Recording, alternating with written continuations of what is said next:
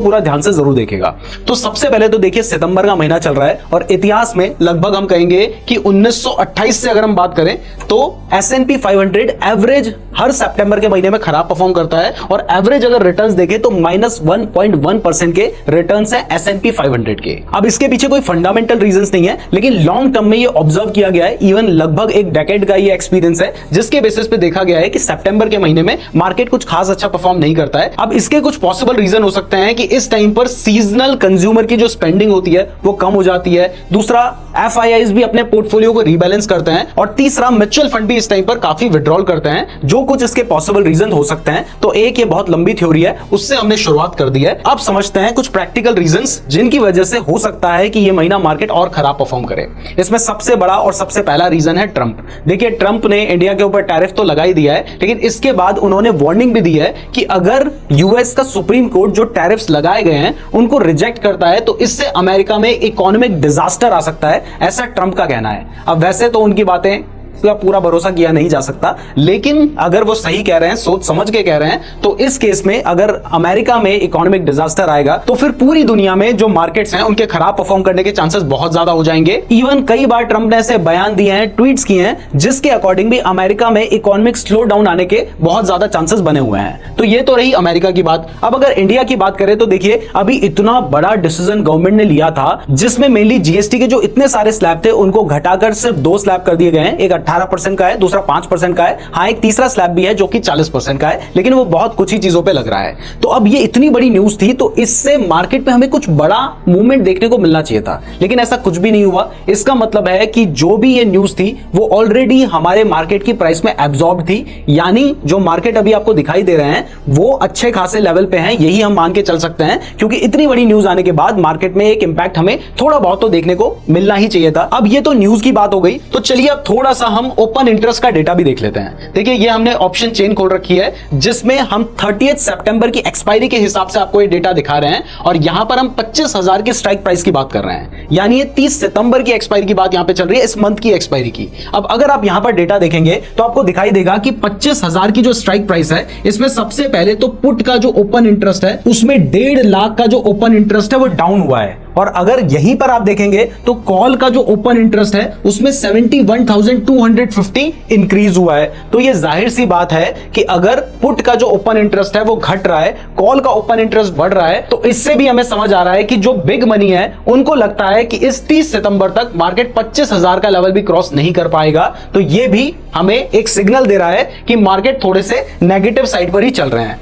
अब फिर आगे बढ़ते हैं और देखते हैं कि फॉरेन इंस्टीट्यूशंस क्या कर रहे हैं भाई। तो यहां पर देखिए कि पिछले 2 महीने से फॉरेन इंस्टीट्यूशंस अच्छी खासी सेलिंग कर रहे हैं। 47,000 करोड़ की सेलिंग जुलाई में की थी, 46,000 करोड़ की सेलिंग अगस्त में की थी, और अभी इतनी अच्छी न्यूज आई है हमारे मार्केट के लिए जीएसटी से रिलेटेड, उसके बावजूद अभी मार्केट के 4 या 5 दिन गुजरे हैं और वो टोटल 6,000 करोड़ की सेलिंग कर चुके हैं, यानी फॉरेन इंस्टीट्यूशंस भी हमारे मार्केट को लेकर बेयरिश हैं। अब इसके मेनली 3 रीजन है। सबसे पहले तो देखिए अभी के टाइम पर अमेरिका में जो बॉन्ड यील्ड्स हैं वो बढ़ चुके हैं, जहां पर अगर वो अपना पैसा रखते हैं तो वो सेफ रिटर्न्स हैं, जबकि स्टॉक मार्केट रिस्की रिटर्न्स हैं। तो जाहिर सी बात है जब सेफली उन्हें ठीक ठाक रिटर्न्स मिल रहे होंगे तो वो क्यों रिस्की एसेट्स में अपना पैसा रखेंगे।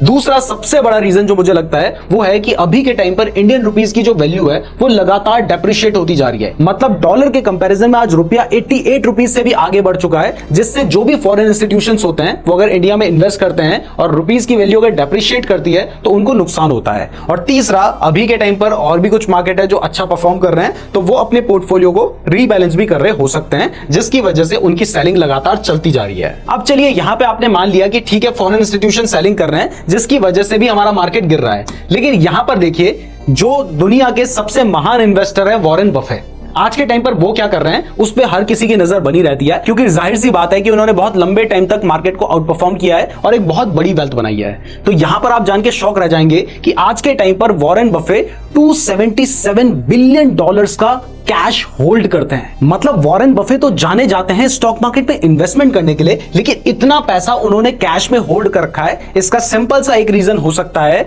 कि वो पैसे इसलिए कैश में होल्ड कर रहे हैं क्योंकि या तो उन्हें लगता है कि मार्केट बहुत ज्यादा बढ़ चुका है, उसका जो वैल्यूएशन है वो बहुत ज्यादा है, या फिर उन्हें लगता है कि शायद मार्केट क्रैश होने वाला है और तब जब सही वैल्यूएशन में उन्हें स्टॉक्स मिलेंगे तब वो बाइंग करेंगे। ये एक बहुत बड़ा रीजन हो सकता है। और इवन उनका एक कोड भी है कि better to sit on cash then overpay in uncertainty, यानी उनको अभी लग रहा है कि मार्केट में अनसर्टेनिटी है, तो ऐसे टाइम पर अपना पैसा मार्केट में लगाने से अच्छा है कि कैश को रख के बैठा जाए। तो ये भी आप समझ सकते हैं कि किस ओर इशारा कर रहा है। अब इसके बाद फिर से एक बार अमेरिका की इकोनॉमी की बात करें तो वहां पर देखिए अभी रिसेंटली फेड का डेटा आ चुका है, जिससे पता चलता है कि अगस्त के महीने में वहां की जो इकोनॉमी है उसने काफी खराब परफॉर्म किया है और सिर्फ 22,000 जॉब्स ही ऐड हुई हैं। वहां पर जो अनएम्प्लॉयमेंट रेट है वो भी अपने हाईएस्ट लेवल पे पहुंच चुका है और आज के टाइम पर वहां पर 4.3% का अनएम्प्लॉयमेंट रेट है। इसके अलावा भी काफी सारे रीजंस हैं। अब देखिए अगर यहां पर ये डेटा खराब आया है तो इससे रेट कट होने के चांसेस तो बढ़ गए हैं, जो कि मार्केट के लिए पॉजिटिव होना चाहिए, लेकिन अभी वो डिसीजन आना बाकी है, जो कि शायद 16 या 17 सितंबर के आसपास आएगा। तो तब उनका जो डिसीजन आता है इसके ऊपर भी मार्केट की जो डिपेंडेंसी है वो बहुत ज्यादा है, लेकिन अभी जो एक्सपेक्टेशन है उसके अकॉर्डिंग वहां पर कम से कम 50 बेसिस पॉइंट का इंटरेस्ट रेट कट होना चाहिए, जो कि अगर नहीं होता है तो फिर से ये मार्केट के लिए नेगेटिवली काम करेगा। अब अगला रीजन आपको पता ही है, मैं पहले भी बता चुका हूं कि हमारे देश की जो रुपया है उसकी वैल्यू अमेरिका के डॉलर के अगेंस्ट पे लगातार डेप्रिशिएट होती जा रही है। इसका पहला नुकसान ये होता है कि जो फॉरेन इंस्टीट्यूशंस हैं वो अपना डॉलर लेके आते हैं इंडिया में, उसे रुपीज में कन्वर्ट करवाते हैं, फिर जब सेलिंग करते हैं तो रुपीज से वापस डॉलर में कन्वर्ट कराते हैं। लेकिन अगर वैल्यू डेप्रिशिएट होती है तो जब वो वापस रुपीज से डॉलर में कन्वर्ट कराते हैं तो उन्हें नुकसान होता है, जिस वजह से भी वो सेलिंग कर रहे हैं। दूसरा देखिए इससे हमारे देश में जो इंपोर्ट कॉस्ट है वो बढ़ जाती है, जैसे कि क्रूड ऑयल की। तीसरा यहां पर इन्फ्लेशन का भी जो खतरा होता है वो बढ़ जाता है एंड ओवरऑल हर तरीके से ये हमारी इकोनॉमी के लिए बहुत ज्यादा नेगेटिव है।